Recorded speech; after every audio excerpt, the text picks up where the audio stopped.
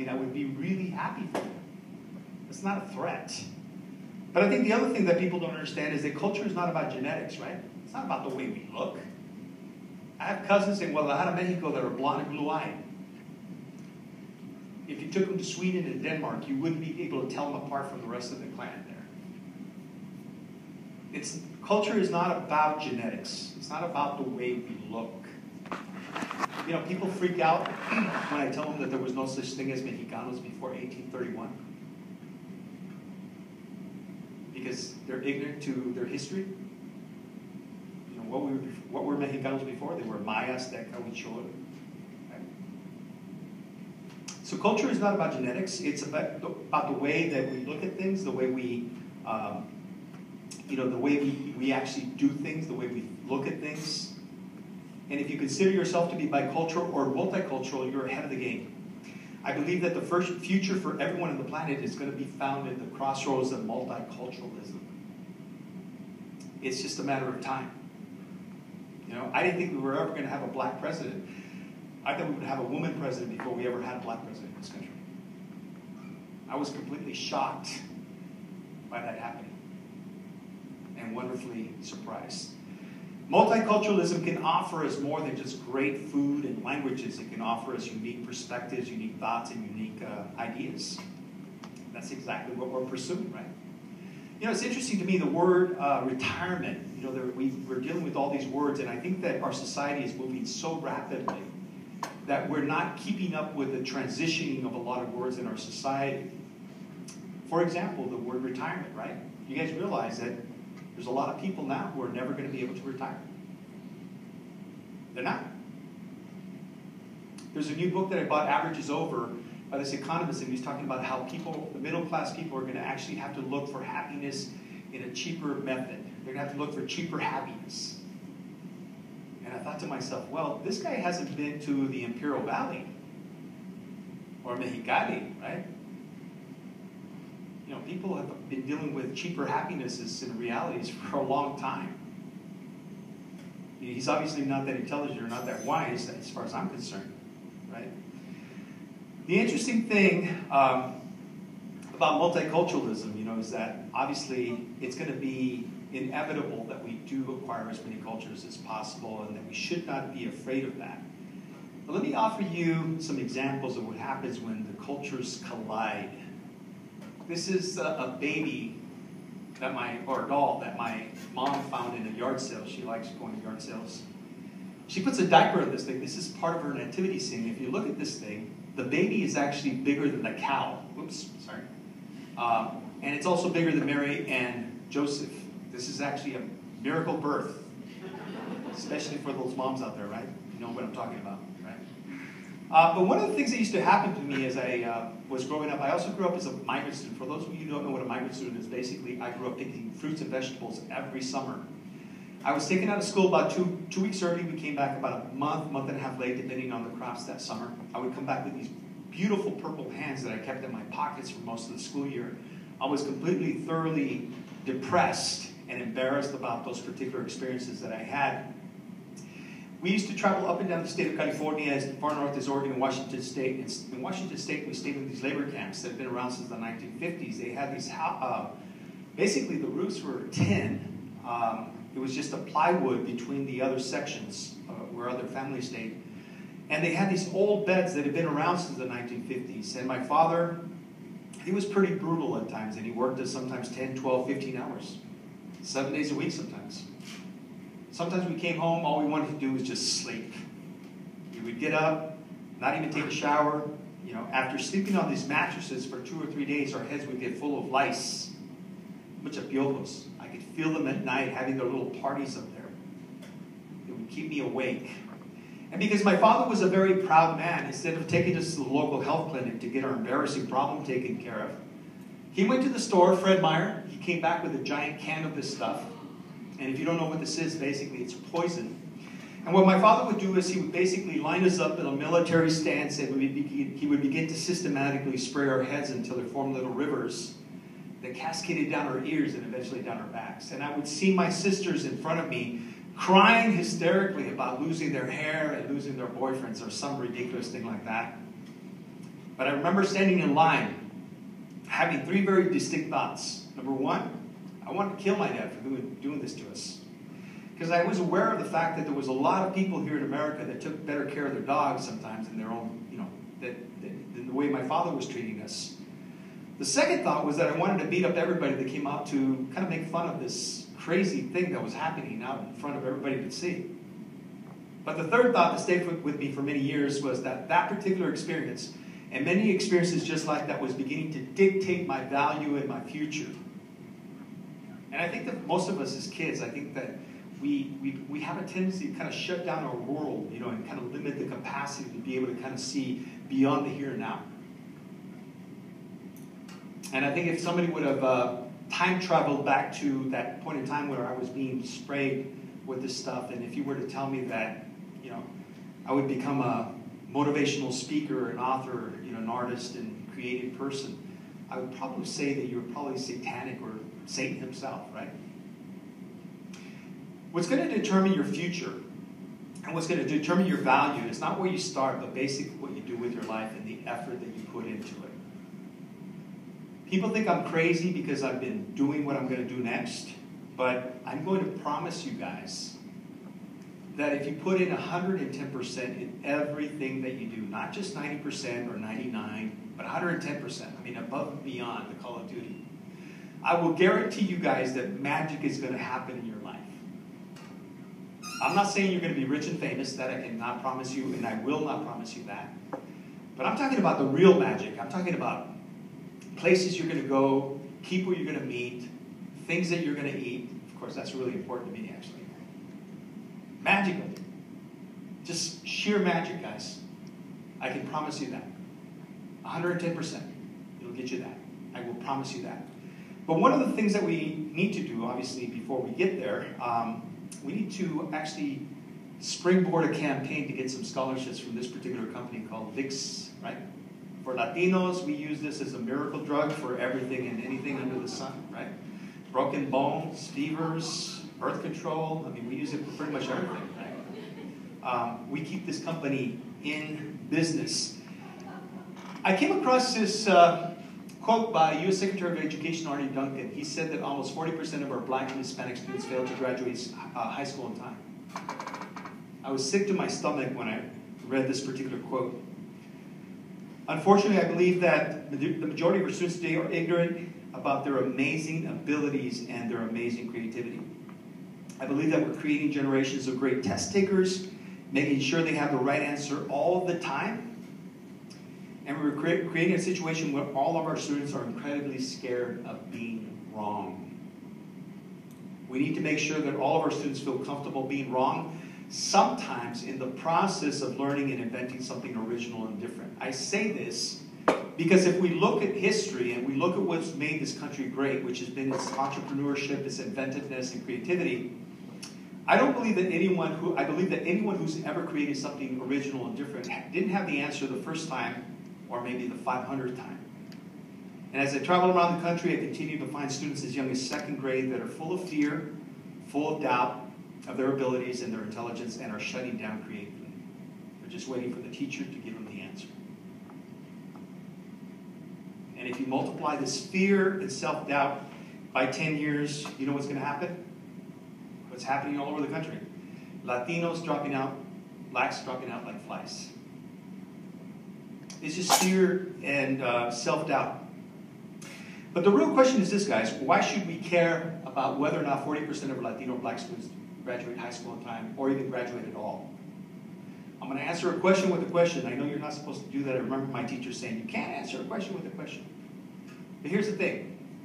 I'm going to do it anyways. Because the question is, we should care because is it possible that one of the students that dropped out of school that dropped out of school last year, or that will be dropping out of school this year, or that dropped out 5 years ago, or 10 years ago, or 15 or 20 years ago, is it possible that one of those students that dropped out already from our education system ripped us off and took with them the answer to cancer, diabetes, Alzheimer's, and some of our social and economic problems?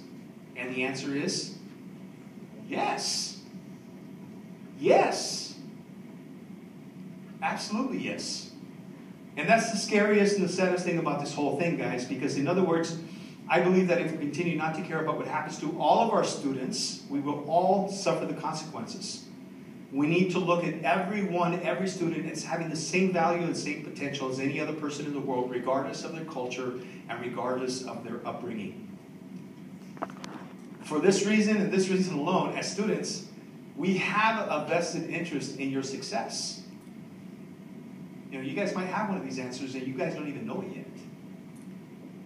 So I'm glad that at least you've given yourself the opportunity to move forward with this whole thing. Now, I haven't always been this intelligent and this creative, I guess, in some ways. This is a photograph of me when I was in 2nd grade.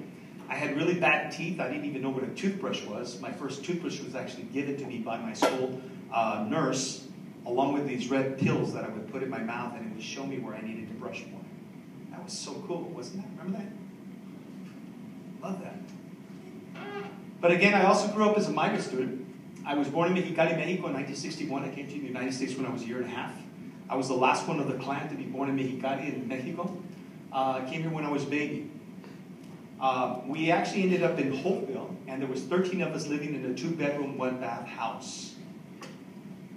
Sometimes there was 2 or 3 people in the bathroom at one time. I won't tell you what was going on, but it wasn't pretty. Right? I didn't have my own room. I didn't have my own bed. I actually slept with 2 or 3 other brothers. Y luego uno se meaba la noche, and I had to run out to find drier ground. I guess during the wintertime it was kind of cool because it was kind of like a heater, right? But then it got cold after a while. Here I am again picking green beans with my brothers. The worst job I ever did, hands down, because it was so humid and hot. Most of the time we just kind of took our shoes off. It's horrible. And here I am picking strawberries with my mother. Nothing was ever expected from any of my brothers and sisters. And when I mean nothing, when I say nothing, I mean nothing. Most of my brothers and sisters were actually pulled out when they were junior high and high school. And the same thing was going to happen to me. Obviously, I didn't want to work on the fields for the rest of my life. So I decided that I wanted to go to college. A few months ago, there was an interesting question that was asked at a university that I was at. They asked me if Simón Silva, as a young kid, processed information the same way that I process information today as an adult. I had to think about that for a while, and I came to the conclusion that, I actually did. And again, the only difference between me and a student, a young student, regardless of age, is the fact that I've given myself a platform through my art, through my writing, through my speaking. I've given myself a platform to be able to show the world what's going on inside my head. I've developed and given myself the communication skills to be able to interpret as accurately as possible what's going on in your head. Don't underestimate what's going on in your kid's head. Even if they are a kindergartner or first grader, or as a teacher, even if they're a 3rd grader. There's all this beautiful, intense, incredible stuff that's going on in your kids' heads. We just need to nurture those communication skills to be able to bring that out. And I think that's one of the biggest assets of the arts, is to be able to bring that out. And I'll talk a little bit more about that in just a second. I wanted to go to college. There was one major obstacle. His name was my father. My father hit, he yelled, he screamed. He never really spoke to us. So there was no way in the world that I was going to ask him for permission to let me go to college, so I did the next best thing that any macho guy could have done. Left all my dirty work for my mother to do. Her job was to convince my dad to let me go to college, and she failed miserably because my father responded by, number one, trying to kick me out of the house, try to beat me up, and he called me a whole bunch of bad words, both in English, Spanish, and I think it was Chinese, because every time he got drunk, he became completely trilingual. It's kind of a beautiful thing. He was working on his German with some tequila shots, I believe. But as students, I hope you have at least one parent that actually cares about what happens to you and your happiness. I had my mother. My mother actually took it upon herself to give me what I wanted. And she got together with my 2 aunts, my tia Maria and my tia Bridita from Brawley. Actually, Brawley, I think is how you pronounce it. They got together. They formed their own little wise woman club. You can call it a gang, because they were going to jump my dad and force him to change his mind about letting me go to college. And they did. My father responded by letting me go to college and actually stay in the house. I decided to come to IVC by default because I was, again, financially challenged, meaning I was dirt poor. I decided to major in art, not because I knew exactly what I wanted to do with my life, but I just sort of felt that it gave me the best chances of success. I love psychology, I love biology, Somebody reminded me of Jeff Coate, which was one of the professors here at IVC that I absolutely adored because I loved her classes. She was wonderful. But I didn't know what this thing education was about. I didn't know what it was going to offer me. You know, what was going to take place. So I decided to become an art major. And I came to IVC for 2 years. For those of you who are here at IVC by default or by choice, all I can say is that you've made a good choice. I think the community colleges, for what you get for your money, I think it's a great value. And I think the new goal for you as students is to get your degree with having the least amount of debt possible. If you decide to go into education, become a teacher, and you end up going to USC, UCLA, or UCSD, or San Diego State, and you end up owing $80,000 after you're done, you don't want to start off in the hole, guys. It's like shopping, right? I hate shopping, but on occasion I do it because I have to. I go to the sale racks because I just can't bring myself to pay $60 or $80 for a shirt. Get the same shirt on sale for, like, 15 bucks. Ladies understand that. I still haven't grasped the whole concept, but somewhere in there. But again, this is a wonderful place to be for 2 years, maybe 3. I don't know, maybe not longer than that. Eventually, I transferred to the Art Center College of Design in Pasadena, California. And no, this is not Richard Ramirez, the serial killer. This is actually Simon Silva before gel was invented. I'll tell you a funny story. My dad, I didn't share this with the other crowd, so you're privileged that I'm giving you some extra information here. My dad used to take us over to Mexicali to get haircuts. And they used to give you 2 options: líneas claras or líneas oscuras. In other words, do you want to see skin, or do you want to leave it a little darker there, a little longer? Well, my dad always wanted, more bang for his buck, so for 50 cents, I think at the time it was. And so he asked those líneas claras, give them a buzz, man, all of them. And then what he would do is he would park in front of this ghetto bar in the middle of somewhere in Mexicali, and we wouldn't see him till about 1 or 2 o'clock in the morning. And, all 7 of the boys would be in this brown bomber station wagon, just beating the crap out of each other, waiting for something to happen, We didn't know we were bored. We had no money, no cell phones. So at 1, 2 o'clock in the morning, my dad would come out of this bar with some potato chips and some Cokes, just kind of like scrambling his way, almost falling with this stuff, with a trio behind him, playing some crazy songs. That was a reality, right? So I swore that I was going to have long hair as soon as I got out of my house. But then it got better. Then my dad said, well, forget you guys. You guys are complaining about, staying in the van for too long. So she bought my sister, Evita, her own haircutting kit. She never practiced before, so if we were getting bad haircuts before, we got even worse afterwards. And I would just cry, just so miserable. Then I swore that as soon as I got out of my house, I was going to have long hair. I tried it, lasted for a couple months, and I've had short hair ever since. Funny how those things work, right? I went to the art center. For the first 2 or 3 months, I cried, I screamed, I yelled. I was terrified coming from Hopeville to Pasadena, which is basically LA. I was there for 5 years. Basically, it's a 2.5-year program. I graduated in 1986 with a bachelor's degree in illustration. I gave my parents 6 months' notice of my graduation, thinking that 6 months for Latinos was enough time to prepare. I had parties in my house, and I invite my white friends, and I tell them that the party starts at 6. They get there at 5:30 with a bottle of wine. My Latino friends, I tell them the party starts at 12, and they get there at 6:30 with no wine. So funny how that works, right? Unfortunately, my graduation came and went, and unfortunately, my parents did not show up. And that was pretty devastating, because I knew at that point that I was pretty much on my own. But unfortunately, I came to the conclusion that my parents just didn't care. And obviously that was the wrong perspective, because now I realize that the real reason why my parents didn't show up to my graduation was simply because they were afraid and they were embarrassed. Why? Because they probably didn't have the right social skills, the right clothes, the right car, the right amount of money, the right name, the right skin color. They were afraid and they were terrified to go to this place where they felt out of place. So guys, if it happens to you, you won't be the first one, okay? And maybe we need to cut our parents some slack. But then something happened. I realized that, it wasn't about the money, it wasn't about the fame, fortune. I realized that even though I had graduated, and the sad part about this whole thing, guys, is that, nobody expected anything from me. I think that was the sad part. And I think that if I would have dropped out of school and gotten one girl pregnant, two girls pregnant, beaten my dog, drank every day of the week, I think my parents would have not thought a single weird thing about it. Because I think that that's what really was expected, or it was just the norm in some cases. So there was never really anything expected from me at that point.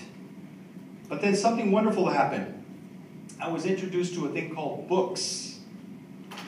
I think now they come in iPads, right? I was introduced to this thing called books that I had never really looked at. My house, I grew up without books and art. On occasion, we would have a copy of a alarma, when it was told babies being born in Mexicali or something like that. You guys remember La Alarma? It's kind of like the Mexican version of the National Enquirer, but more bloody and crazy. It was really, really nuts.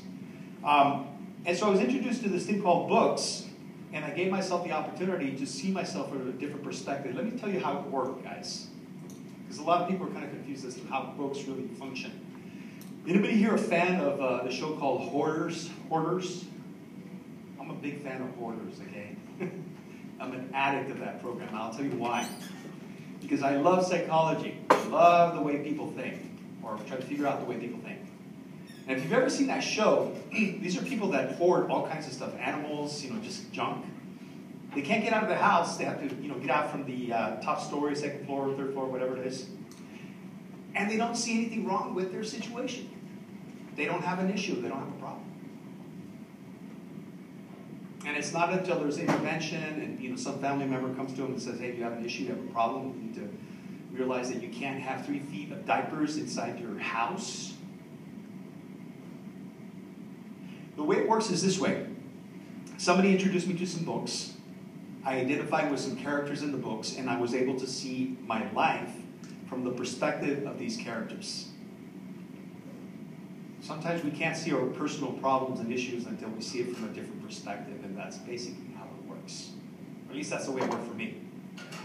So I began this wonderful education that basically changed my form of thinking, my perception, my learning. It was just beautiful. Sheer inspiration. I wanted to know who I was.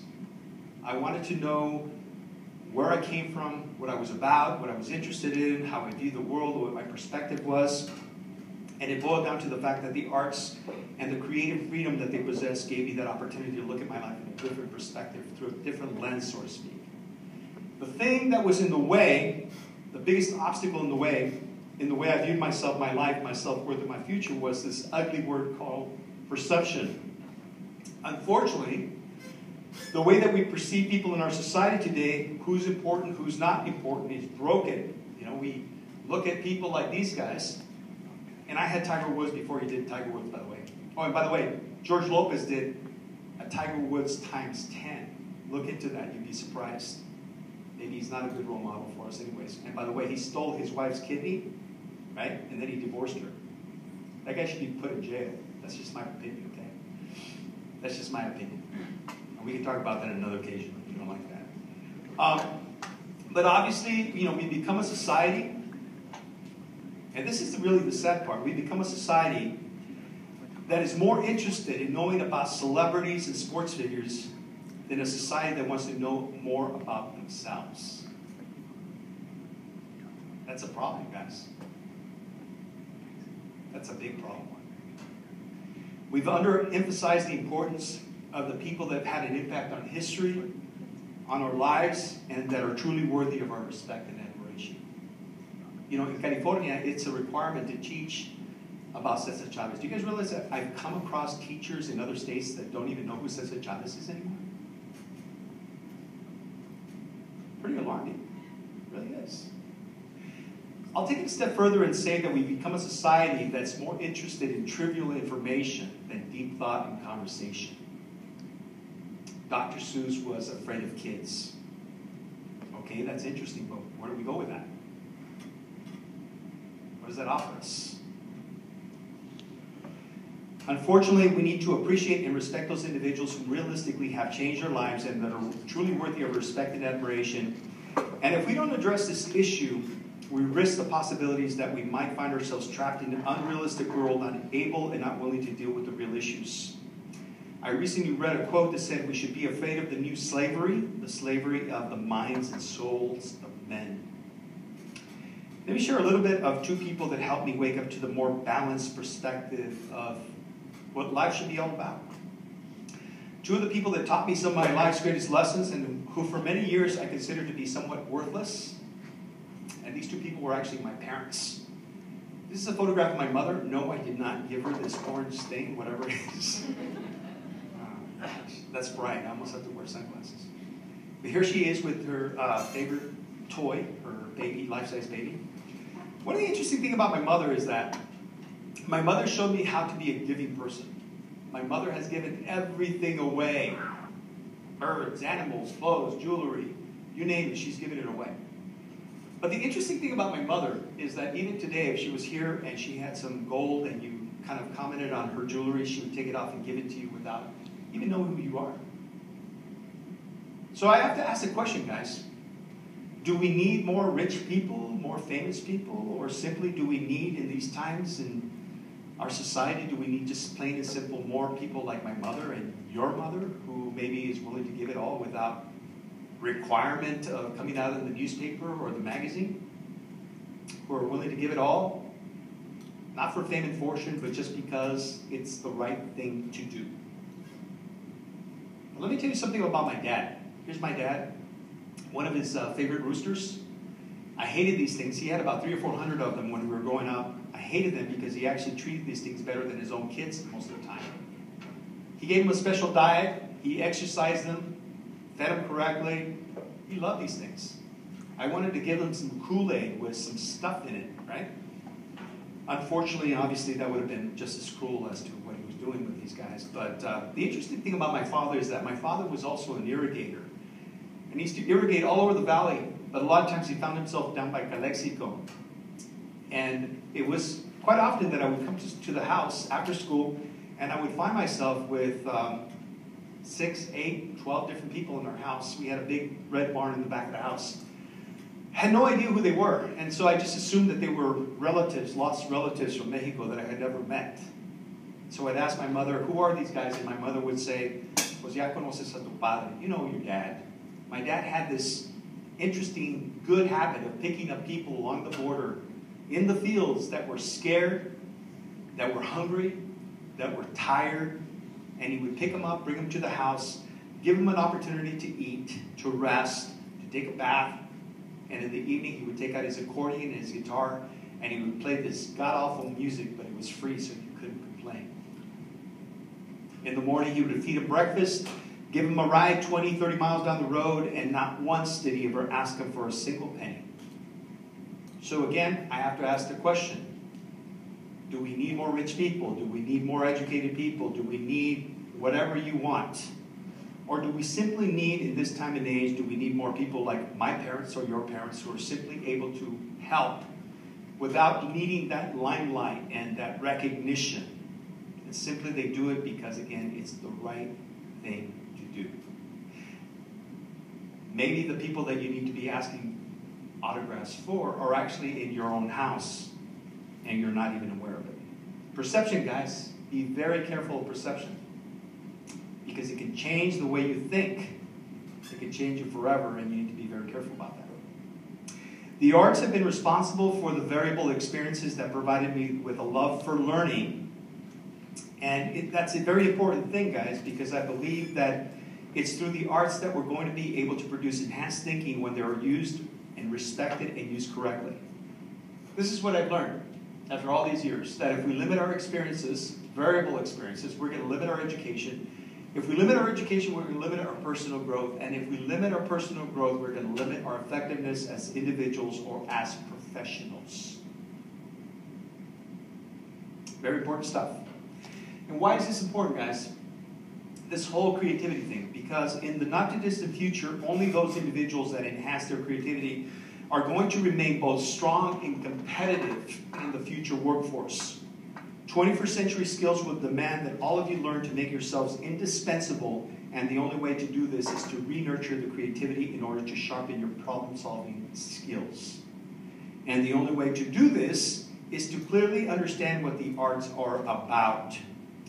So this evening, what I want to do is I want to share with you and make clear as to what the arts are and what they're not. First of all, what they're not. Art isn't about being a hobby. Art isn't necessarily a hobby. I mean, it could be. Art isn't a filler course or a glorified babysitting class. I remember, being in school and you didn't have a class third period, so they would stick you with this disrespectful manner in the art class. It was a glorified babysitting class. No respect. And the teachers just kind of took it. And I've been speaking around the country at these different art conferences, and I'm going to do one in San Diego in March, the national conference. And, I'm basically telling these art teachers to man up, to woman up, right? Not only are they in the bottom of the totem pole as teachers, but also as art teachers. And they need to gain back the respect that they deserve. Art isn't an option for anyone's education. Art isn't necessarily about the final product or the painting. Art isn't just for privileged few, and art isn't necessarily about abstraction. So what is art? Well, first of all, art is a way of life. I have to be very careful about what I expose myself to, especially at night, because I won't be able to sleep. I have to digest that and respond to it. Art is an experience. It's a journey. Art is a unique universal language.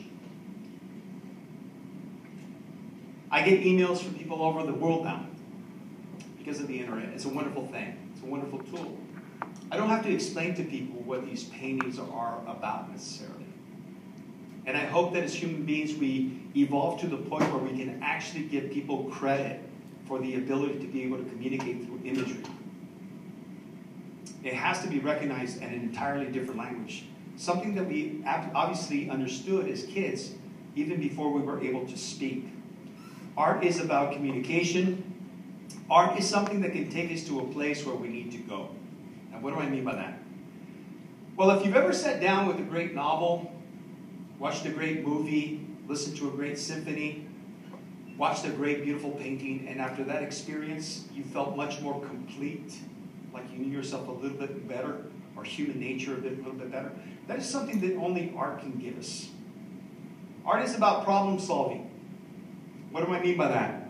We want our kids to be better problem solvers, and yet we strip them from the one thing that can actually be taught correctly and given to them and nurture their ability to be better problem solvers. As a creative type, we respond to stimuli. We have this wonderful idea in our heads, and that becomes the problem, right? How do we get this wonderful experience, this wonderful vision out of our head and actually produce it so that we can offer it to another individual so they can have the same experience that we are having? Isn't that problem solving 101? You give the tools to the kid to be able to get all this stuff out of their head and be able to be better problem solvers. Art is about inspiration. Art is about answering questions. Art is something that can make us more human. Art is something that's a powerful thing, and I'll tell you why. One of the most powerful things about the arts is that the arts is the only thing that we have as a society that can make everyone in the world, regardless of race, color, gender, finances, the arts are the only thing that we have in our society to make everyone in the entire world incredibly important. Through a corrido, a song, a movie, a novel, a painting, everyone can become incredibly important. And only the arts can do that. Maybe that's one of the reasons why we dismantle the arts, so to speak, right? I'm just saying. Art is about respect. Now that confuses a lot of people. But let me tell you what I mean by that. When I paint something, when I say something, when I write something, or when you write something, or paint something, or say something, you should do it in a manner that you're actually asking for all the respect and all the time for the viewer, or the reader, or the listener. You should do the best job possible because you want people to respect your time and your ability and your talent and your creativity. Art is about respect. And you can apply that to pretty much everything, right? Whether you're playing sports or whether you're writing a paper, you got to make sure that you understand you take responsibility for the fat, juicy F if you didn't put very much effort into it. Art is about self-expression. Art is about making good decisions. How is it possible that we miss the fact that if a child is having fun, giggling and laughing and doing finger painting, and how is it possible that there's some sort of value in having fun and learning at the same time? I think that kind of confuses people. I think people think that learning has to be this kind of institutionalized kind of drudgery, right? I personally find learning to be dynamic and inspirational and motivational and interesting and, you know, everything, all these great words, right? I don't find it boring. I get excited about learning new things, being introduced to new things. I think learning is wonderful. It's just fantastic. So when I talk about making good decisions, it is about making good decisions. When you sit in front of a piece of paper or a canvas, typewriter, you know, you're making all these decisions about color and texture and lighting and composition. There's 1,000,001 decisions taking place. It really is about making good decisions. Art is about explaining the unexplainable. There comes a time where actually, again, the only thing that we understand or hidden brain understands is basically visual imagery. It doesn't understand language.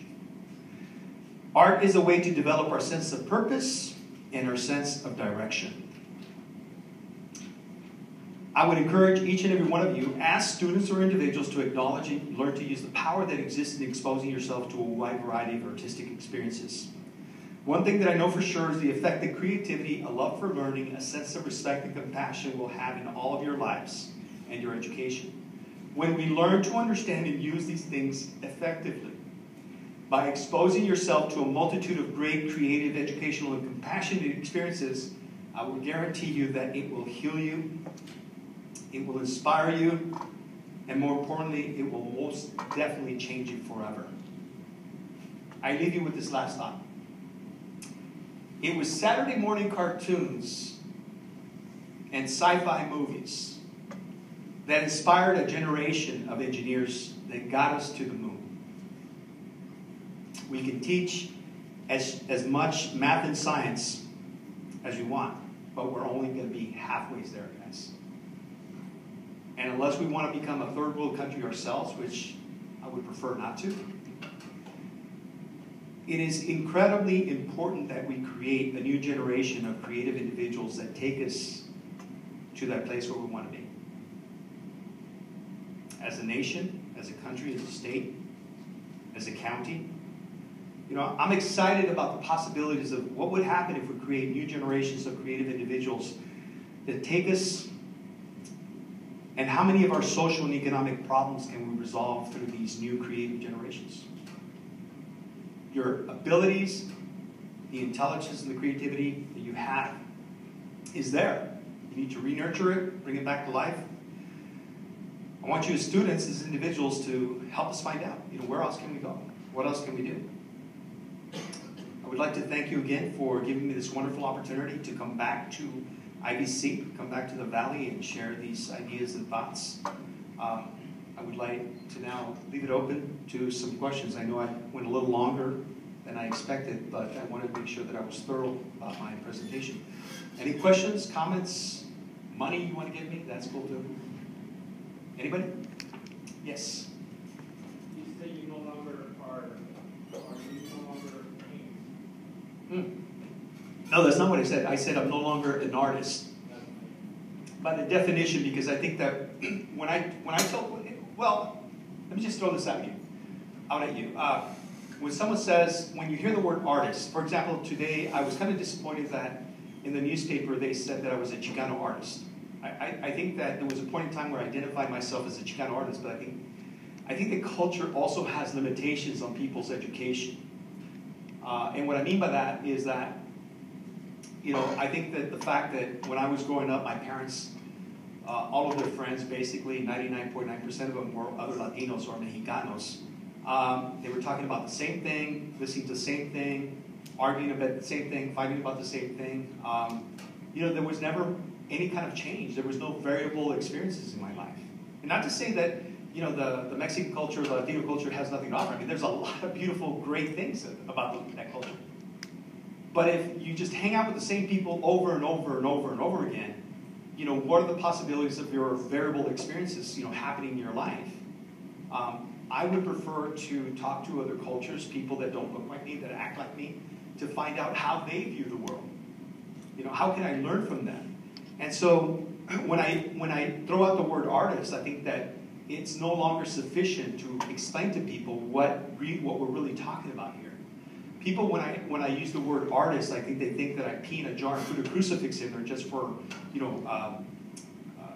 just to shock people, right? And there are those kinds of artists. But I mean, let's be honest. I mean, I think that we have to logically come to the conclusion. Who was the guy that taught philosophy here? Mr. Ham? Remember that guy? He was Han? Yeah, he was a little crazy. But he was great. I loved him. But, I mean, let's be honest. I mean, the fact is that not all doctors are good. Not all attorneys are good. Not all teachers are good. Not all artists are good. If you're encountering art that scares the hell out of you or that confuses you, then I would stay away from that. My job is not to confuse you or scare you. And so I think that when I call myself, and I decided to call myself a creative problem solver, people are intrigued by that. I think it offers more of an opportunity for dialogue, because once I tell them I'm an artist and they don't know what my artwork looks like or what it is, their intent and their stereotype is to kind of stereotype me and box me, because I'm sure that some of you that are here this evening probably thought I was going to do some sort of crazy art thing, right? And I just wish they would have said just artist or creative problem solver or something, or that they would have spoke to me before they actually wrote the article. Because I think there would have been more people actually not put away by that kind of terminology. And again, I think the word art and artist is one of those types of terminology, the words that I explained to you before, like gambling and gaming and drugs and recreational drugs. Prostitutes are now escorts. I mean, even prostitutes have a better name than artists do. Why can't artists have a better evolved name, recognition? So that's one of the reasons why, I'm not saying that I don't paint anymore. I actually am involved in a lot of other stuff. I actually finished this book this week called Cultivate a Creative Mind, which is basically a lot of the theory that I'm presenting here is in this book, which will be coming out in January, I'm hoping. But again, why am I going to box myself into limiting myself as a creative person and say that all I'm good for is to paint? I'm not, and I'm not happy with that. I want to evolve and change, as I, with what I input into my brain and what I come across. So no, I still paint. It's limited. I do mostly commission pieces for collectors, but I prefer. It's kind of like I moved my studio from a physical location into my brain now. That's where I live out of now. So, I love the idea of being able to create in many different forms, whether it's through words or paint or thoughts and ideas or a whole bunch of other stuff. Does that answer your question? Yes. I'm sorry. Yes. When you reflect back on your life and your career, can you think of one just really dynamic, defining moment for you where it was just like, wow? Yes, I can. We had a crazy lady in our high school. Her name was Esperanza Sendejas. She's now Dr. Sendejas. Her brother owns that store in, what is it, in Westmoreland or Nyland? What is it? Calapan. Well, this lady, she was ahead of her time, really. I mean, if you ever get a chance to meet her or speak to her, I mean, she's dynamic. Well, anyways, she was the high school counselor at Hopeville High School. And I came back from working, 3.5 months. I was extremely shy, hated talking to people, hated talking even to myself. And so I came back to school, and she said, I understand that you're a minor student. And I said, yes. And she says, well, would you like a job? And I said, I already have a job. I work every weekend, every summer. I mean, why do I need another job? She said, no, you need something else to keep you busy. I said, okay, whatever. So I walked out, and the next day she calls me into her office, and she got me a job with the Hopeville Tribune, the paper in Hopeville. And So then she started knowing me a little bit better, and this lady was nuts. I mean, this lady was ahead of her time. She would literally, every afternoon, go visit the home of every one of her students. And everybody in Hopeville thought that she was a metiche. She was like a meddler, meddling in other people's business. She had good intentions, and everybody just kind of rejected her kind of avant-garde kind of thinking and philosophy. Well, make a long story short, she decided that she was going to, well, she would do things like take us out of class and bring us to in Central to do a puppet show. We had never practiced, you know, and so she put us in situations where we actually had to learn without any kind of preparation, which was great. She was fantastic, phenomenal. So she decided that she was going to throw me in to the deep end of the pool, and she said, I want you to draw something. I don't care what it is, whatever you want to draw. So I was traumatized with the fact that as we traveled up north, my dad would stop off at these rest stops, and we slept on the grass. And in the middle of the night, you know, people with these dogs would come over and sniff us out. You know, we were like these dead cocoons on the yard there. And then at 3 o'clock in the morning, the sprinklers would come on, and my father had had enough of that kind of nonsense, so he decided to kind of basically do something very intelligent. He decided to basically park underneath the freeway overpass. I don't know if you've ever broken down underneath one of those things. Well, every time a car passes, it's like a jet. Well, multiply that by 10 when a big, huge semi passes by there. So instead of going to the rest stops to sleep, we actually pulled over to the side underneath this rest stop. And I was still traumatized by this incident, so I decided to do a little small drawing about this. And we had this brown bomber station wagon that we actually did. And so we all slept among the, the plants, and we slept on the, the pots and pans and the clothes. It was crazy. And to make things worse, my mom and my dad thought it was great to be able to buy some dumb animals in Washington State. So we actually came back from Washington State with these rabbits. My dad would go shopping for food at these pet stores, and we'd have these like Norwegian rabbits with these long ears. And we would just laugh because the attendant thought that my dad was actually buying as a pet, but he was buying food. And my mom would actually buy all these like plants. She's a big plant person. Anyway, so I drew this traumatic image, and I brought it to school. He says, well, I want you to meet me at such and such place because we're going to have a migrant family meeting, and we're going to present your drawing to the family there. So she puts me on stage. There's about 200 or 300 people there. She walks up. I walk up on stage with her, and she just leaves me there. She walks off. And you have to understand that I was completely shy, so I'm standing up there with this drawing, right? And I'm trying to hide my face. And they wanted me to explain what this whole drawing was about. And as I'm getting more nervous, getting ready to pass out and pass gas at the same time, this thing is covering my face, and they're screaming at me. We can't hear you. What is this about? And the more they scream, the more scared I get. So I'm like literally behind my drawing, right? Well, she waited till the very last moment, and she came up on stage, and she put her arm around me, and she said, I want to present to you guys Simon Silva. I want you guys to remember his name because he's going to be a famous artist someday.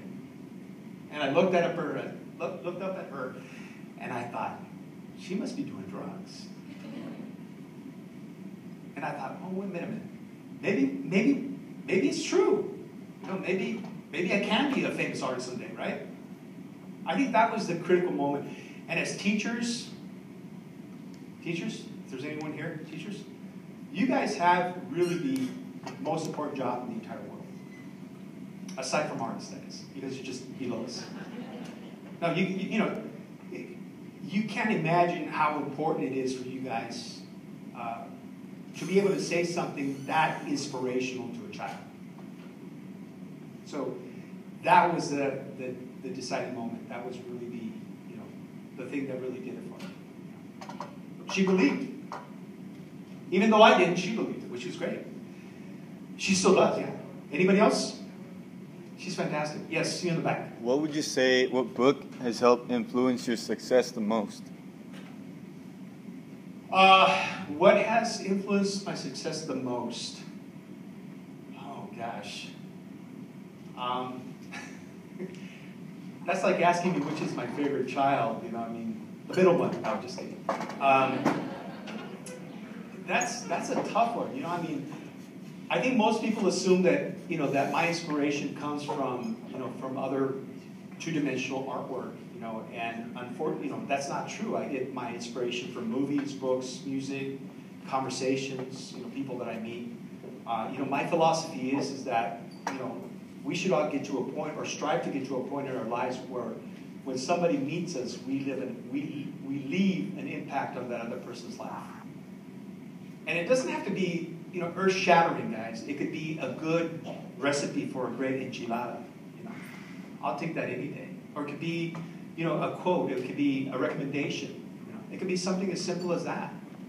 I would say that probably if I had to choose something, you know, I would say probably books. You know, because I think that books really open up a whole entirely different world for me. And again, if for those of you who don't like reading books, I just feel sorry for you guys because you guys are really missing out. Really missing out. I have about 20, 30 books by my nightstand. You can ask my wife. And I'm crazy enough to still buy more. I don't know why. But I'm really excited about reading those books. Yeah. So I would say books. Yes. Anybody else? Yes. I was in the library yesterday and I saw your small town brownie book. Mm-hmm. So I was reading it, but so after you read it, you said to pack back and go work. Yes, that was traumatic. Oh gosh, yes. You know, and you know what's sad about the whole thing? And hopefully my wife is not listening, but I'm sure she is. The sad part about that whole situation was that I had been dating this girl that dumped me for a guy that had a car, or a nicer car. And I'm sure she regrets it. I gotta tell you who she is. But that I had been trying to like take her out on a date for all these 4 years of high school. And that night her brother said, hey, we're going dancing. And you know, we're going to Mexicali at the Sheiks. Remember the Sheiks in Mexicali? We're going to go dancing. We want you to come with us. And you know, my sister's coming with us. I thought, wow, great. And so before I left my graduation, my parents said, you know, we're going to give you 3 hours after your graduation, 2 or 3 hours, and we want you here. And I was just so angry because the story goes on to tell about the fact that it was blowing like crazy, like every graduation here in the Valley, I'm sure. And we actually ended up getting to thermal, right? And it's also associated with like heat, right? Thermal, there was a huge factory fire. And it was back in 1979. You guys are way too young to remember the fact that we're so stupid that we actually, you know, we actually had odd and even license plate numbers that were actually going out and getting gas because we had a gas shortage. And it's taken us, what, 35 years to actually get a decent, you know, MPG on a car? That's ridiculous, you know, by all intents and purposes. We should be flying with our cars. But maybe that's not a good idea, right? We can't even text and drive at the same time now. But eventually we had like three huge tanks of gas, and we were supposed to pass Highway 86 with all this. I mean, we went from California all the way to Washington State with these huge containers of gas, and the stench of gas for, you know, a day and a half. Yeah, that was pretty tragic. You got to read the book to kind of know what I'm talking about. Anybody else? Yes.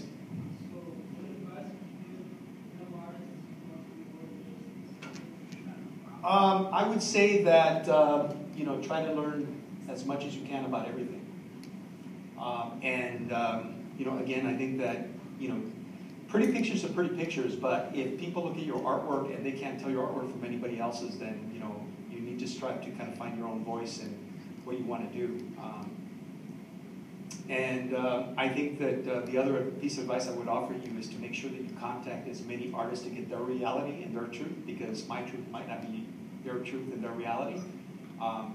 You know, check the sources. You know, don't believe everything I have to say because I might be lying to you. Who knows? I don't know. So make sure that you take that responsibility is your responsibility to find out if I'm telling you the truth, where my sources are coming from, and see what other people think about things. You know, this is just all of what I'm presenting here this evening is just my reality, my perspective, but it doesn't mean that that's the absolute truth.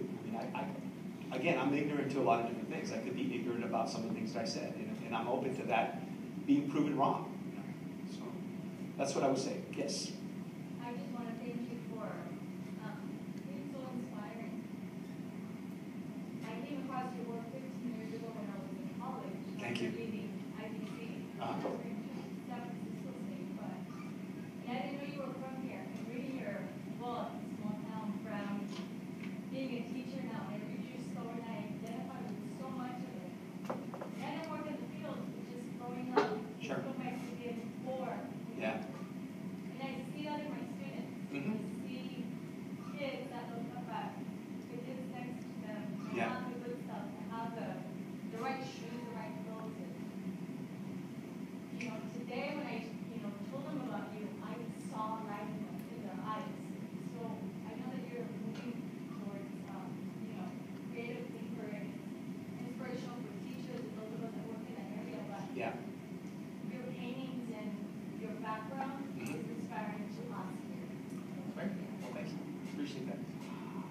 And I think that was the other defining moment too for me. When I first went out and made my first public appearance after the images came out, the fact that people were coming up to me and telling me all of this personal stuff about themselves and me not knowing who they are, and I'm thinking, wow, this is like taking an entirely different, life of its own. That was kind of inspirational as well. Do you see that? Somebody else? Yeah.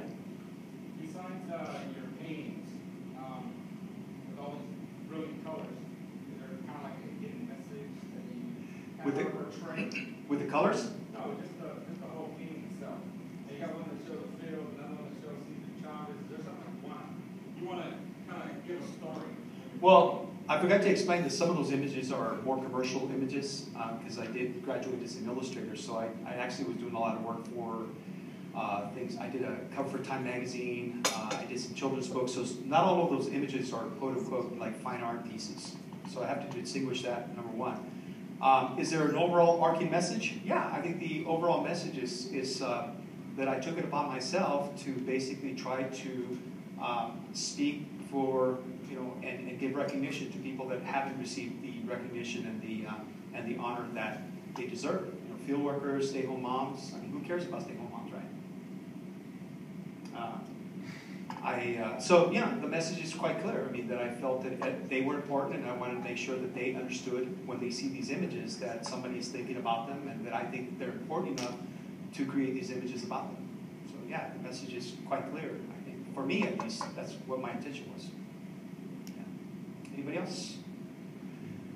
I mean, hopefully, you didn't. Hopefully I gave you what you expected. I think that creativity for me, in the book I basically quoted myself saying that for me creativity is encountering the unexpected. When you look at something, earlier when I worked with a group of students, I said that I know something is tremendously creative and really good when it pisses me off that I'm not the one that created that. That's how I know something is really good, when it just angers me and I get jealous that it's not me that came up with that idea. That's how I know something is really good, at least in my perspective. Anybody else? But again, I think part of my whole point of coming out and doing these presentations is, again, to make sure that people understand that that part of the overarching benefit of the arts wasn't the fact that I know how to draw and paint. That's not it, guys. Yeah, they might pay me a lot of money for the paintings, but ultimately the biggest benefit for all of the stuff that I've encountered really was the arts, talking about the books and the movies and music. Those are the things that really set me on the right path of becoming a lifelong learner. And that's really what we want all of our kids to be, right? We want them to be lifelong learners. And I've been doing this workshop that I did with a group of students today from 3 to 5. And the whole point was to get them, again, to cultivate the creative mind, to get them back to being individuals and having their own opinion.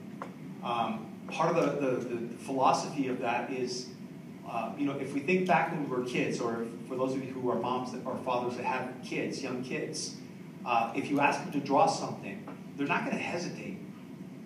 If they're still intact creatively, they're not going to hesitate. They know exactly, let's say you ask them to draw a rat, right? They know what kind of rat they're going to draw. There's no hesitation. But as adults, all of a sudden we start caring about what other people think about our rat that we're going to draw, that we were going to try and draw the rat that they expect us to draw. See? And so there's a lack of individualism there. There's a lack of individuality and a lack of creativity. So when we actually go back to the basics, and what I tell my students, okay, you're afraid to draw a rat, but I think the reason why you're afraid is because you have no idea what kind of rat you want to draw. I mean, is it a fat rat? Is it a skinny rat? Is it a hairy rat? Is it a brown rat? Is it a black rat? What kind of a rat is it, right? So once you start asking all these questions, you get back to the basics and you get them back into the right track, because once you have established a direction, then at least you know what direction you're going to. It creates more confidence in the individual. So again, it goes back to communication. The benefits that I've acquired from being involved in all this stuff has been that it's made me a better communicator. And that's what we